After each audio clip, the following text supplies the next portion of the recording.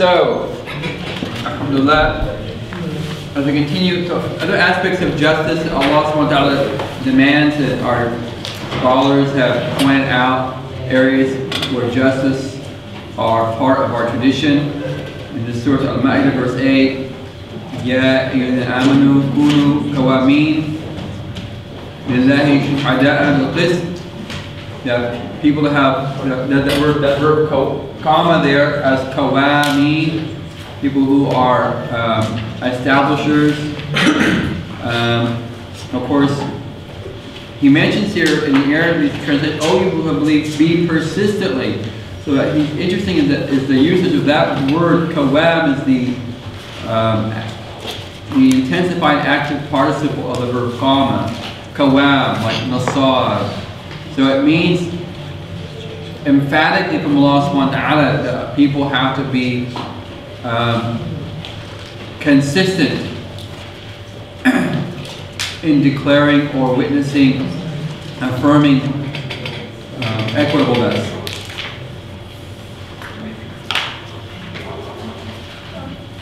لا يجرمنكم شنآن قوم على ألا تعدلوا. And don't let, and this is interesting, this is an important verse, keep in mind the idea that people who, which we seem to forget about as Muslims, we see this a lot, is that don't let your animosity, shana, towards people to make you not act equitably towards them.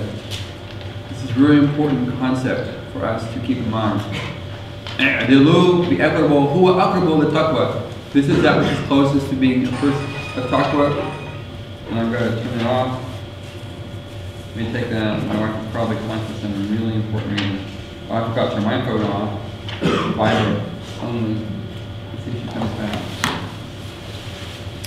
Let me take a quick message there. Tell her I'm at the desk.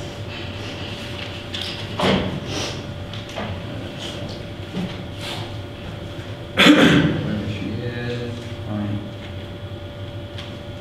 SMS, etc. Devastating.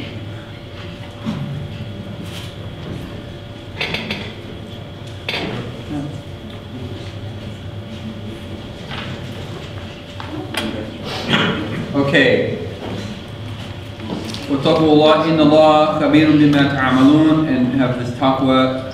Now, of course, taqwa has another very pregnant words that we want to really understand. We won't be able to cover that today, but the idea of qawa, the idea of avoiding something or to be cautious towards something. So in a sense of having caution in regards to Allah and being obedient and faithful to Allah and avoiding the things that are prescribed, etc. This is what taqwa should keep in mind. It means to, if you're fulfilling God's commands, avoiding things that are prohibited in Islam, etc. So this is the issue then about issues of people who are your opponent, how we should be. Interfaith relations. لا ينهاكم الله عن الذين لم يقاتلوكم في الدين ولم يخرجوكم من دياركم أن تبروهم وتقسطوا عليهم إن الله يحب المقسطين. Again, another إن الله يحب المقسطين. Allah loves those people who are equitable. In the sense of people who are not actively opposing you. We're going to come back to this verse when we have the discussion of the hadith of Sayyid al-Buti's commentary to it. This is a verse that is indicating that those who would say that harshness towards kuffar, this verse number 9 in Surah Tawbah, abrogates this. This is one of the verses that are said to have been abrogated, but I think that's a weak position for those who hold that position. And so the idea of equitableness towards other people of faith. And then business, reading that there.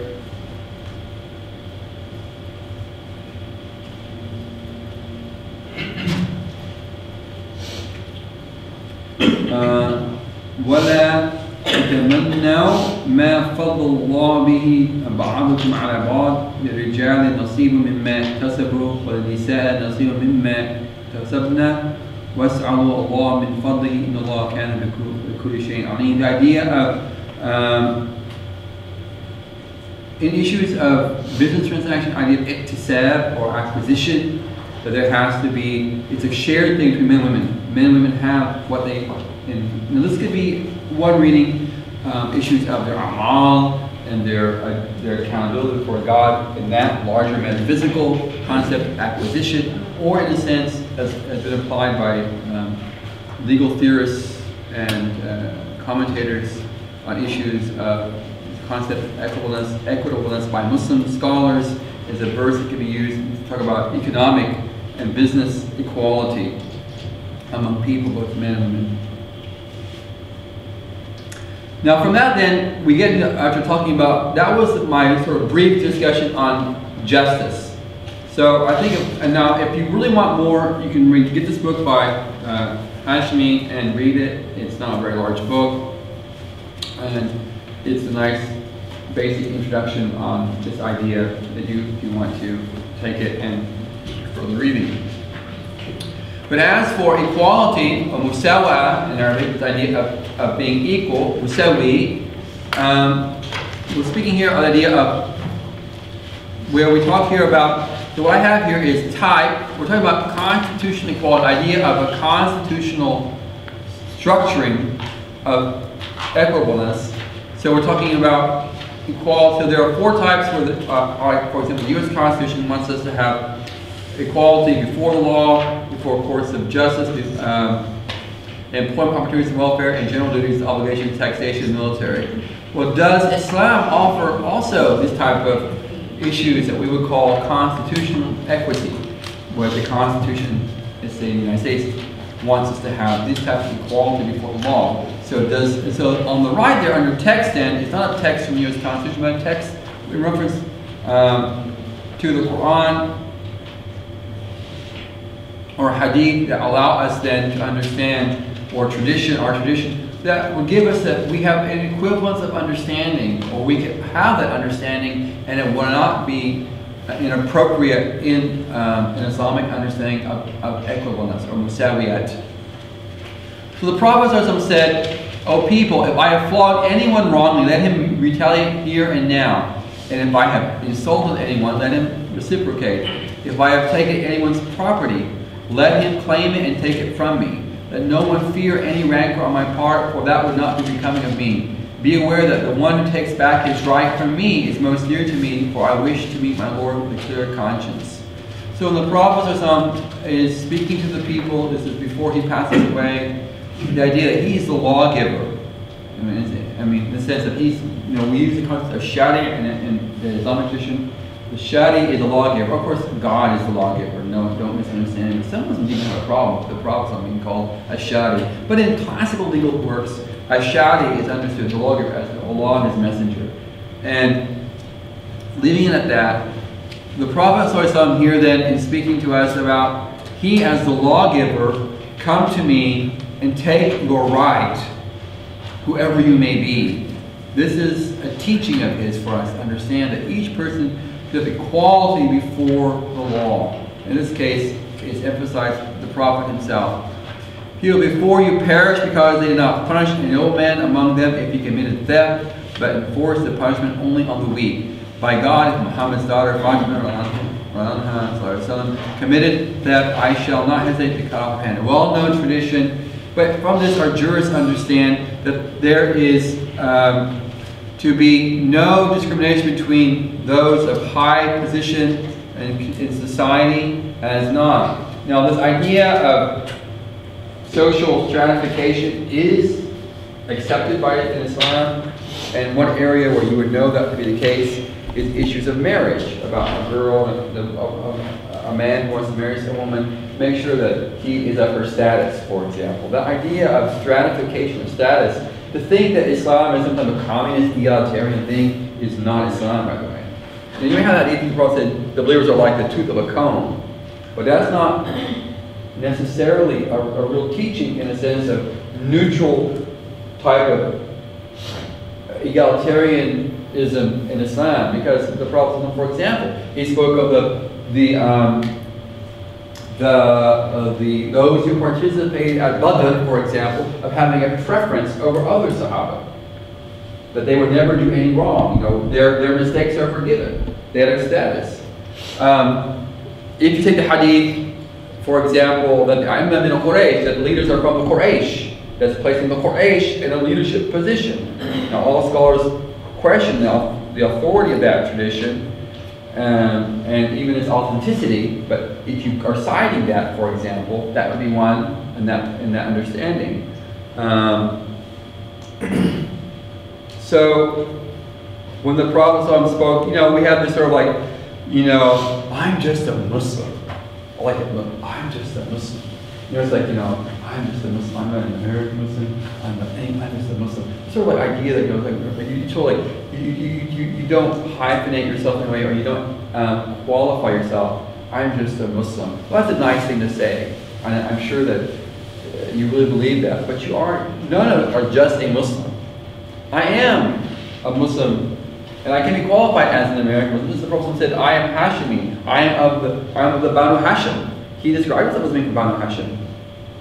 He described himself as being from the Quraysh. He described himself as being the best of the Arab, the best of the Arabs. He could describe himself in his own classification. So if he was some prophet teaching total neutrality, well, he didn't describe. He obviously wasn't speaking about himself. So okay. So that's one of those another utopic and false understandings that Muslims seem to have, that we're all sort of like totally equal. This sort of like neutralization of Islam in some way, and trying to make it, you know, the whole, I might call it under the rubric of deculturating Islam, where you want to take anything cultural thing from Islam and have to sort of like neutralize, you know, sterilize Islam. I don't know what that means, but that is sort of a message out there. And you can never have that. I mean, as Muslims, we have Arab culture with us, whether we like it or not. You know, whether it's just comes with the package deal. Yeah, languages, linguistics, you know. One wants to talk about, you know, I mentioned, for example, you know, like mihrabs and masajid, you know, that's a pre-Islamic Arab thing about directional indicator. You know, so get rid of mihrabs if you have to, you know, whatever. If you want to deculturate Islam, unless you want to argue the case, well, the Prophet himself accepted it's okay. And there's a whole, that's another discussion in itself about that type of understanding of how you permit or not permit things in the religion. Then before courts of justice, Sayyidina Umar rode a horse offered for sale, but it became sick. The owner disputed with Umar, so Shurayh al-Iraqi was appointed to arbitrate. He said, "You took it when it was fit, and you are responsible to return it in the same condition." Umar paid the price. He was caliph, by the way, and Shurayh was asked to adjudicate Shurayh, and yet Shurayh was appointed to a judicial post. So Omar, as caliph, is then having someone else adjudicate a case. He doesn't adjudicate his own case. He lets someone else adjudicate because he's not neutral. The man adjudicates in the favor of the owner of the horse, and Umar has to pay for it. That's just a slight example. This is why we have a proof that in our tradition, everyone is equal before the law, and includes the leader himself. So if the leader has to be equal, then it includes all those under his authority, his ri'ayah, so to say.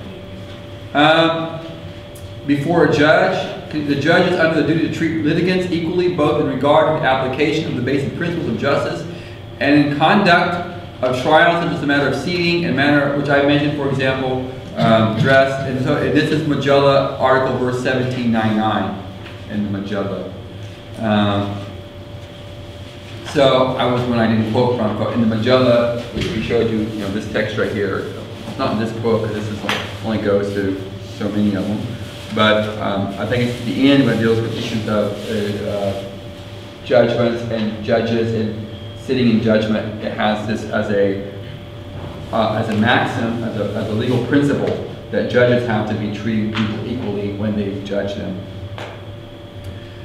So, and then of course, what about employment opportunities, welfare needs? So, for example, former slaves appointed by the Prophet to governorships, such as Bilal al-Habashi and Zayd ibn Haritha. They were people of low status, but in Islam they're given a status of faith and obedience to the Prophet. They merit that in a sense of their obedience, and they're appointed to governorships. You know, as the Islamic conquest is there. So opportunities for people of different status to move around are there. So we accept that. You know, you're not fixed. There's no caste system in Islam. There's no indentured state you will have to stay in. Then Usama bin Zayd appointed military expeditioners at age 17, so that's another example of equality of distribution of a job. It was his job to lead the military expedition towards Byzantium. And of course the Baytul Mal is that anyone can have access to Baytul Mal irrespective of how much you contribute to it. So these are things which, you know, we've had in our tradition. If you need to argue, demonstrate these to people. Does Islam have these concepts of constitutional equality? There are 4 of them. Here's some evidence for you to say, yeah, you know, and remember, this is not you don't have to give like a treatise, and this is not you have like pages of proof. These are historical precedents that our scholars have examined and said, yes, we have this tradition there of equitableness in our tradition, and we need to understand it. And what's interesting is that, you know, we know these things. I mean, at some level, you know, maybe we know that we have a religion that is like this, but we don't know why it's like that. Or maybe we don't even try to practice it all the time. Inshallah, we will. Inshallah.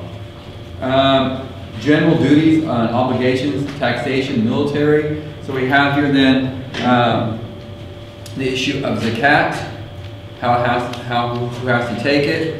That's an obligation. It's shared to the community. The jizya appointed to the Ahl Dhimma, of course, it's restricted. You know, zakat is any Muslim who has wealth, so even a child who has wealth who's now liable for zakat has to pay. But jizya, you know, if you're talking about the taxation that goes towards the Ahl Dhimma within the Islamic rule, quote unquote. It's only for men who are military age and are able to be conscripted. Women, children, the old are free from that. So it's actually, the Muslims actually pay more into that. And zakat, you know, does have distribution issues there where it goes. And of course, there is some debate, you know, who can receive zakat. In the United States, for example, there is a very common fatwa that zakat can go towards mosques and institutions in this country. That position, though, is considered by most jurists an aberrant position. It's not considered a mainstream classical position. The classical scholars who, and I mean classical, I mean basically non-modern scholars who probably are still warm in their graves or are still breathing amongst us. Yusuf Qaradawi really appointed that position and espoused this tradition, this understanding of zakat towards these issues of foundations and masajid, under the rubric of fi sabilillah as being sort of a disclassification of fi sabilillah. But that is considered by most majority scholars across the madhab as being more aberrant than normal. But in the United States, it has become a predominant position. You see masajid taking in zakat. The classical majority position is the one that's the stronger position of that one. Is that zakat is transferable to a human being, someone who can receive ownership of it and distribute it freely. So you can give them the money or whatever it is, and they can take it. It becomes their own. They own it, and they can do with it what they want. A building can't do that, technically. Of course, that might open up then, if that's the case, then once we have this definition of zakat, to say from Qaradawi's understanding, that then can help us. That if you are accepting it as a very strong, valid position. Okay, if you do that, then what it also means is that could probably pass over then when we come to the concept in the United States, for example, when corporations are considered entities themselves as opposed to people. You could probably draw a relationship there, you know, by qiyas, because it's a similar thing in reality. Anyway, yes, questions? Yes, I was wondering, historically, have Muslims had bodies that would collect zakat collectively? And then use it for general welfare? People have been appointed, and to collect it, and there are also recipients of the zakat that helps to pay their efforts. Okay. So just the follow-up question would then be, for example, distribution of that, would that be allowed for minority welfare within that Muslim country? If not, then... non-Muslims? Yeah, to non-Muslims, like Al-Dhimma. And would that be discrimination under law? Yeah, there is this debate among classical scholars. I use that, I go back to that term classical, but that whether non-Muslims can receive zakat. There's debate. There are, there are those who will say yes, they can receive it. Those who say no, they can't. Obviously, in a contemporary context, that would be rather discriminatory, obviously. And so, there are points there where you will have, positions that are clearly discriminatory. In our context today, with our norms, we would say it's discriminatory. In the context when it was pronounced, it probably wasn't considered discriminatory. It wasn't perceived negatively. Like when Sayyidina Umar required Jews and Christians of the conquered lands to wear certain types of clothing to be distinct. That's like Jews wearing Stars of David. And under Nazi Germany. There was that same historical thing. You make them look different, and you can clearly see them different. Obviously, in our contemporary, recent experience historically, we have a really powerful precedent where that was a negative thing. And some people actually draw that relationship to say, Omar, and say, see, this is an example of Islamic fascism. They make that.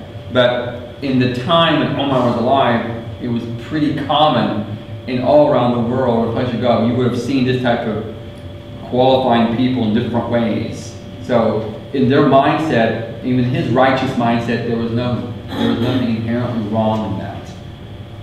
That's all I can say. And that goes back to the context of Haskell about,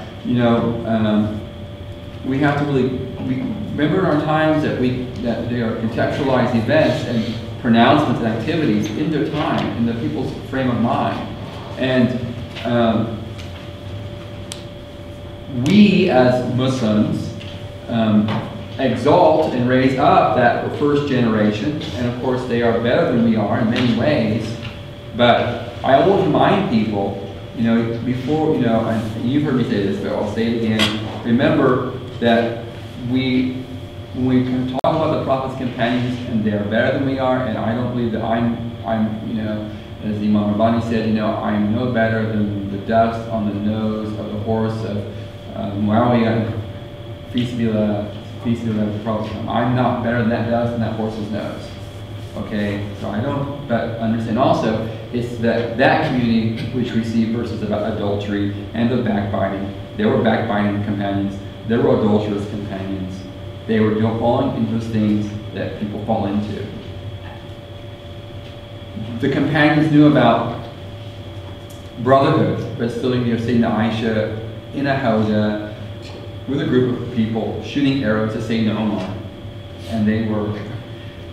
And he was the beloved son-in-law, cousin of the Prophet, and she was the beloved wife, and here they are on a battlefield against each other. And they clearly understood the concept of brotherhood.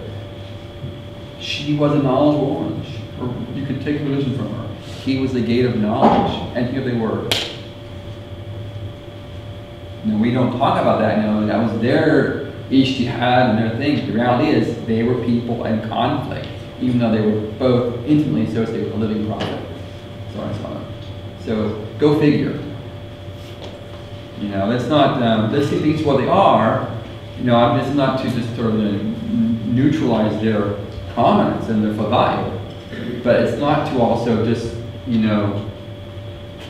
learn a lesson from that, is that the only people who are sinless and who don't make mistakes are prophets, and everyone else, I don't care who you are, can make a mistake.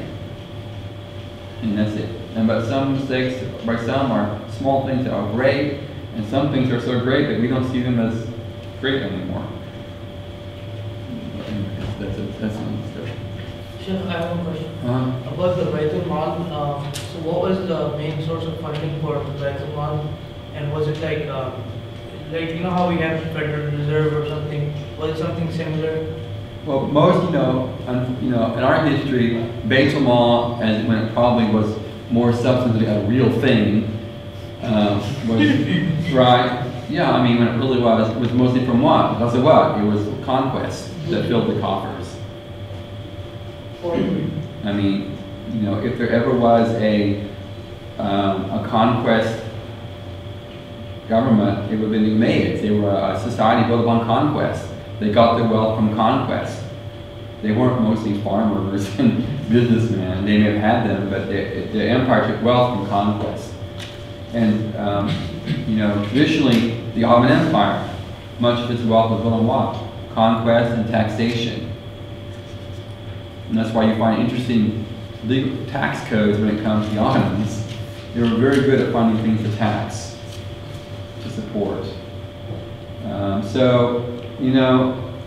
And that's why I mentioned, kharaj, taxation is a legitimate government practice. That's also something which isn't something which must be equitable and we deal with as Muslims. But the point is, I'd have to really look into the history of the Beit Mal, how it developed. But what knowledge I do have is that a lot of it in our period of classical Islam was that source, either conquest or taxation. That was it. And how effectively it was done and when it was done, I'm sure we can find a lot of inconsistency. We know there's a thing called Beit Mal, but how it was understood, when it was applied, how was it, who had access to it. I'm sure if you were to do research on it, you'd find a lot of different expressions of it under that rubric, Beit Mal. Okay? So this could be understood as a more secular concept and it's not more spiritual, like a zakat concept. Yeah, this is it's like a public fund, a trust for the community. When the community needs it, you can have access to it. So which on the premise is a wonderful thing. I mean, wow, that sounds great. But that's something which requires monitoring it and what kind of funds go into it, where to get the funds for it. Those are other issues. And those are issues, I mean, if you think about it, we've heard of Beit Mal, but we almost know nothing really about it, how it would work, because God, it exists in our tradition, but it's very limited to its discussion, because it's one of those things which is limited because of the fact it allows us, and this is what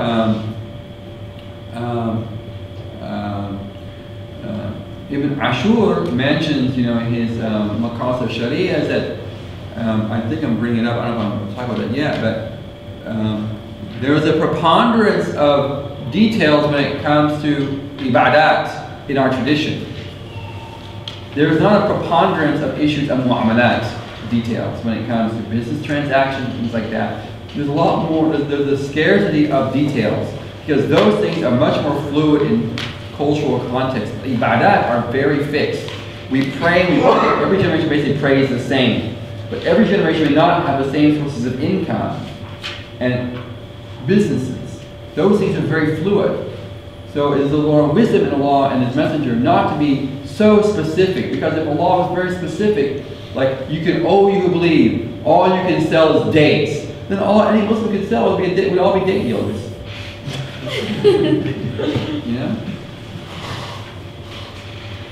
Eat halal and tayyiban. That's very general. So ibaha, or permission, or access, without restriction, is a fundamental principle, a default. And then there are other things in which then are clarified when they have prescriptions, how you can take the prescribed thing and make it permissible, like meat or the flesh of an animal. So you should be able to go back with these notes, whatever you got, and talk to someone about these are the general things of the issues of equality in constitutional law. And we can see in Islam that those concepts exist with Muslims. So Newt Gingrich is a little bit not quite right when he says that principally, fundamentally, we're incongruent. He's really wrong. Okay, and it's a rather bit of chauvinism on his part to which is a problem, as always the case, is that when you're the top dog, any other dog has fundamentally a flaw with it. So you know, when Muslims were the cock of the rock in Islamic world history, and when kaftans and turbans were the rage and the mode in Poland and all the other Eastern European lands and kingdoms, when people tried to dress like the sultans in Istanbul, you know, things turn. You know, it's he who has, you know, he who sits on the top of the mountain is the one who often dictates what everyone else does around him. And that's just normal. That's what humans are, you know. We follow the Joneses. You know, so it's a common problem. So today, you know, remember Uncle Tom and the concept Uncle Tom went about in Civil War, post-Civil War America. People call Uncle Tom. People who try to, you know, oh, you might have used that term in the 70s, you brown those people, you know. You're trying to, you know, just sort of do whatever it is that the current one would fit in.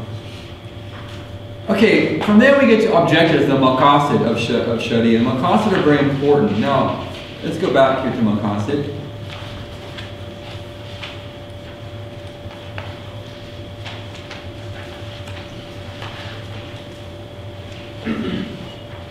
Okay, hold on from there. When we talk about maqasid, we're talking about where scholars over generations examining. Think of early jurists. Early jurists were the first, when you go back to the primitive jurisprudence in Islam, it's usually an issue of a question being asked, wanting an answer, and it was recorded, or it was memorized, or it was recorded in some manner. And then you start collecting all these questions and answers. And then, you know, and so that becomes how it starts. And then, you know, as it moves through the